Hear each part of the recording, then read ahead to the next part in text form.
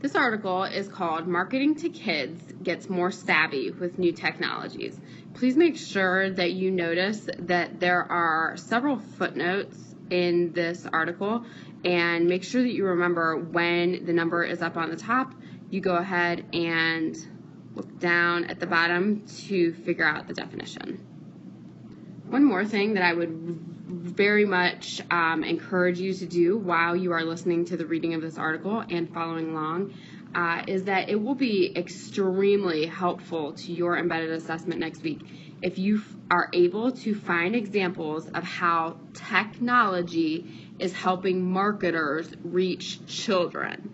So that's kind of the main idea of this whole article, but you need to find examples. So I will be stopping and giving you some examples, but if you would please highlight, circle, make a note of any examples that you find. It will be so valuable when you go to write your embedded assessment. Let's go ahead and begin the reading. Isabella Sweet doesn't wear a target on her chest, but marketers covet this 9-year-old as if she does. Perhaps it's because she's a techie. The 4th grader from Davis, California spends almost an hour a day on the Webkinz website. The site charms kids by linking Webkinz plush animals, of which she owns 18, with online games that encourage kids to earn and spend virtual money so they can create elaborate rooms for virtual versions of their Webkinz pets. The site does one more thing. It posts ads that reward kids with virtual currency when they click. Every time a kid clicks an ad, there's a virtual ka-ching at the other end for Gans, which owns Webkinz. So I'd like to just pause right here, and I'd like to bring your attention to this sentence right here. Every time a kid clicks an ad. And also, it posts ads that reward kids with virtual currency. Currency is money. This is very important for you to note because this is an example of how marketers are using technology to target children. These children would never see these ads otherwise, but when they are put into their game, they are exposed to these ads and then they click on the ad, so they're further exposed to it. Not only do they see it, they also have to click on it. So this is a sneaky way that marketers are sneaking in technology for children. So perhaps over here, I would even write sneaky. This is a very sneaky thing for marketers to do. Please note, these are the kinds of examples you're looking for throughout the text. You're looking for examples of ways that marketers reach children through their technology. At issue with the use of new kid enchanting technologies, are savvy marketers gaining the upper hand on parents? Are toy marketers such as Gans, food marketers such as McDonald's, and kid-coddling apparel retailers such as 77 Kids by American Eagle too eager to target kids? At stake, $1.12 trillion. That's the amount that kids influenced last year in overall family spending, says James McNeil, a kid marketing consultant and author of Kids as Consumers, a handbook of marketing to children. Up to age 16, kids are determining most expenditures in the household, he says. This is very attractive to marketers. It used to be so simple. A well-placed TV spot on a Saturday morning cartoon show or a kid-friendly image on a cereal box was all it took. No longer. The world of marketing to kids has grown extremely complex and tech-heavy. Marketers that seek new ways to target kids are aware of the new calls for federal action, including voluntary marketing guidelines that would affect food marketers. Kids who are spending less time watching TV and more time on computers or smartphones are becoming targets online. Marketers are getting more and more devious, says Susan Lin, director of Campaign for a Commercial-Free Childhood, a watchdog group. With the growing use of smartphones and social media, she says, they have new avenues for targeting children that parents might miss. Even ad-savvy parents are sometimes unaware how marketers are reaching out to their children, getting around ad blockers. While on the Webkinz site, Sweet recently clicked once a day for 7 days on an ad for a film trailer that was posted for Judy Moody and the Not Bummer Summer. She says that she wasn't really interested in the movie, but each day that she clicked it and answered 3 questions, she earned a virtual lime green dresser and a bulletin board for the rooms she created online for her Webkinz. "I've got 5 dressers and 7 bulletin boards," says the girl. "I don't even have enough rooms to fit them all in." This kind of marketing to kids drives Isabella's mother crazy. "They're doing this right under the noses of parents," says Elizabeth Sweet, a doctoral student at University of California, Davis, doing her dissertation on the marketing of kids' toys. Even so, she says, she had no idea about the video ads on Webkinz until her daughter told her. "This whole planting of movie videos in the online game experience is new to me," Sweet says. "What bothers me most is that when she first signed up for the site, I thought it was okay." Sweet has an ad blocker on her browser. The movie ads are woven into the site content in such a way that her daughter sees and responds to them anyway, she says. Let's pause because I would like to show you another thing that you could mark down as a sneaky way that children are targeted. These words right here, these movie ads are woven into the site content. That means they're snuck in without anyone knowing, without parents knowing, without the child even knowing. So this is another sneaky strategy that marketers are using. So I would definitely highlight or circle this one, and perhaps over to the side, write something over here in the area for your notes about how this is sneaky or about why it's sneaky, or simply explain it to yourself so that you remember later.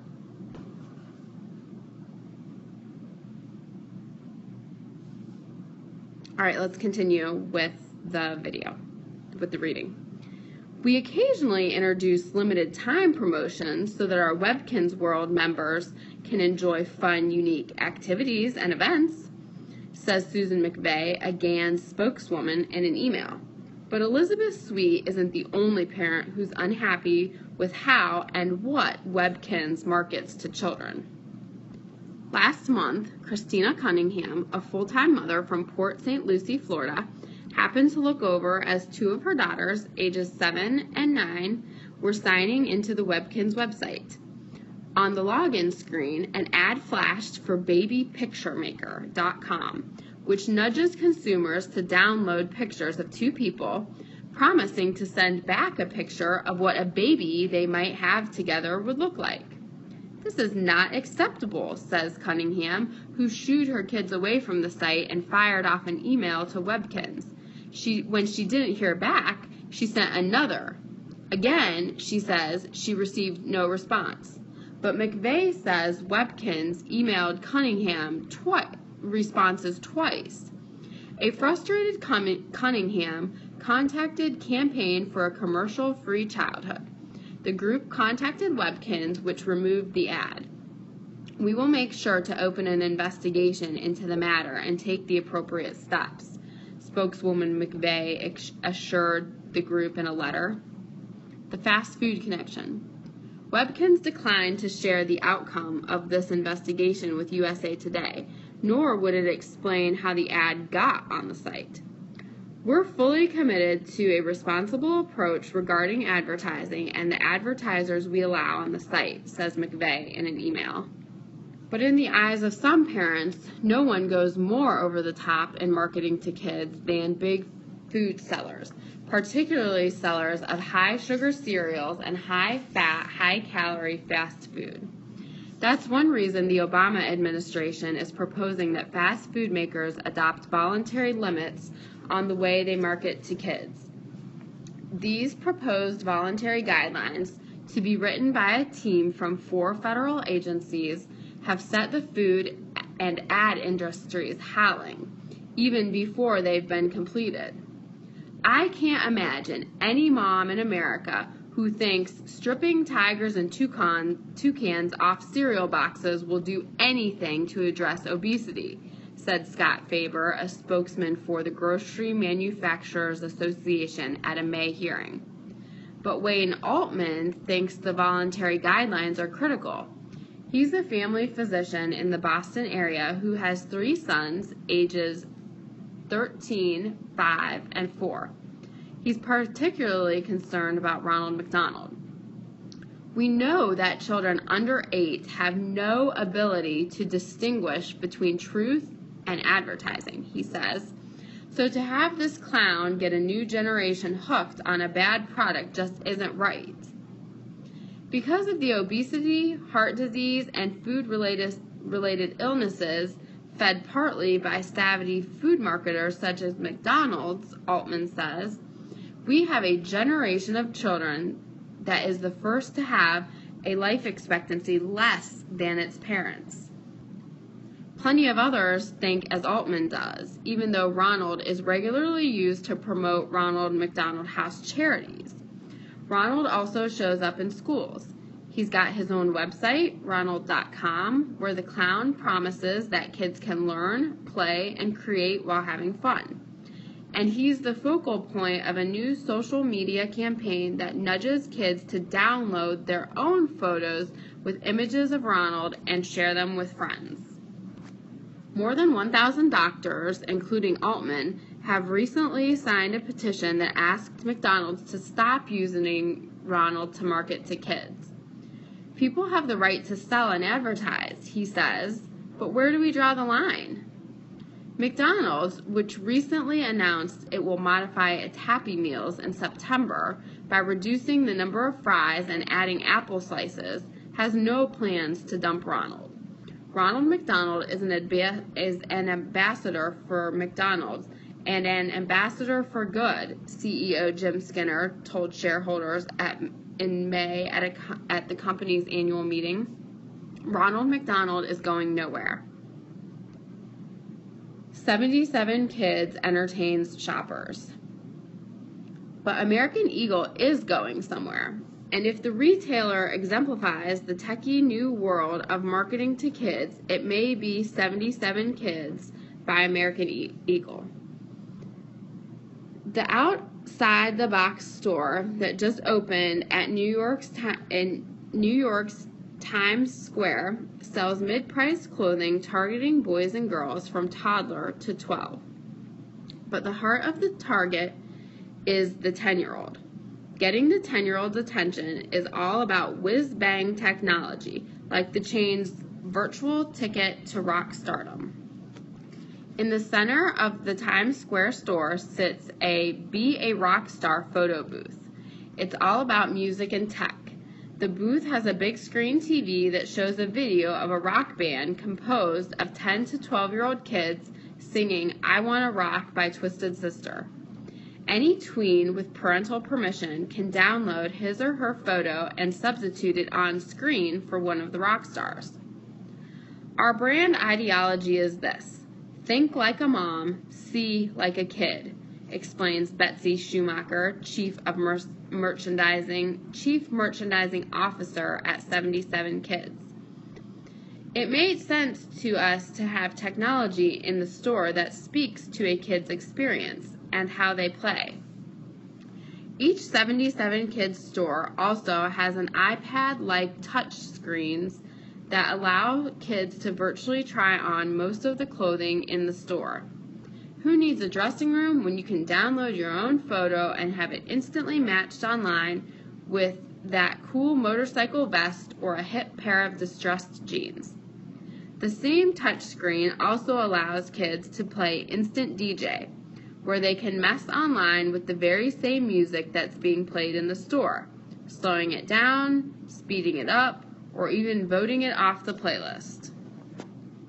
Nearly 9 in 10 kids who shop at 77 Kids try one of these technologies while visiting the store, Schumacher estimates. The company makes no bones about laser targeting 10-year-olds. The point is to keep a kid engaged so that the shopping is enjoyable, Schumacher says. kids are looking for entertainment when they come to the mall. Ex-ad man wants change. Marketers, in turn, are looking for kids and profits. It isn't just advertising watchdogs who think it's time for a change. So does the guy who 2 years ago was arguably the ad world's top creative executive, Alex Bogusky. The agency that he has since left, Crispin, Porter, and Bogusky, has created campaigns for such kid-craving companies as Burger King and Domino's. Now, with the ad biz in his rearview mirror, Bogusky suggests that it may be time for marketers to rethink. So what if we stopped it? He recently posted on his personal blog. What if we decided that advertising to children was something none of us would engage in anymore? What would happen?